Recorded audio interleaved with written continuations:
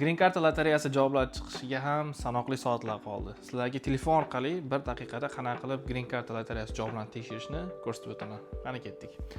Xo'p do'stlar, hozir sizlar bilan birgalikda Green Card javoblarini telefon orqali tekshirishni ko'rib chiqamiz. Buning uchun biz Google brauzeriga kirib olamiz va qidiruv oynasiga dvprogram.state.go saytiga kirib olamiz.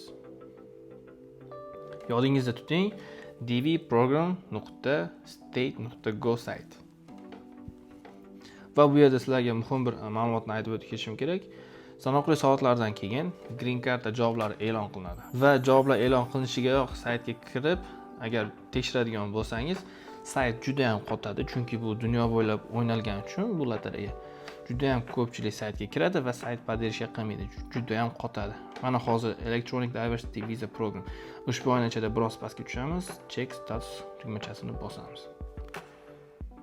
Sayt biroz qotadi va keyingi oyna Welcome Entrance Status Check Instructions Continue tugmachasini bosamiz bu yerda.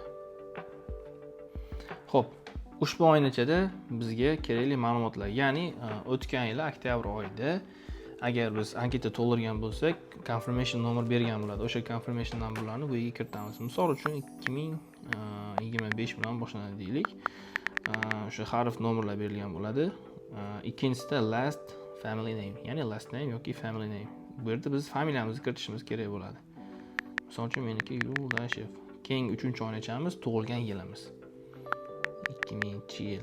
4-oynacha bizga berilgan kod, ya'ni o'sha bizga ko'rinib turgan kodni bu yerga kiritamiz. Ya'ni sayt shunday o'yladiki, bu robot emas, ya'ni o'zimiz tekshirganimizni tasdiqlash uchun.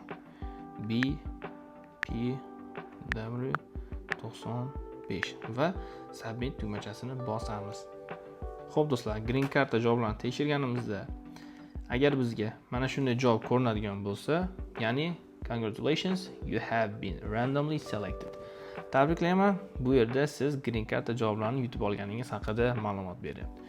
Yokida bizga boshqacha javob ham berishi mumkin, ya'ni mana bunday. Has not been selected. Buning uchun hech ham xafa bo'lish kerak yo'q. Ya'ni sizda 2025-yil oktyabr oyida kelgusi yil 26-yil uchun yana Green Card lotereyasi o'ynaladi. Sizda imkoniyat mavjud. Bu yil keyingi yil uchun ham Green Card lotereyasini o'ynashingiz mumkin. Confirmation nomeringizni yo'qotib qo'ymang, albatta telefoningizga saqlab qo'ying. Demak do'stlar, video foydali bo'lgan bo'lsa, albatta videoga like bosing, do'stlaringiz bilan ham ulashib qo'ying va kanalimga obuna bo'lishni unutmang. Demak do'stlar, sizlar bilan keyingi videolarda ko'rishguncha sog' bo'linglar, salomat bo'linglar.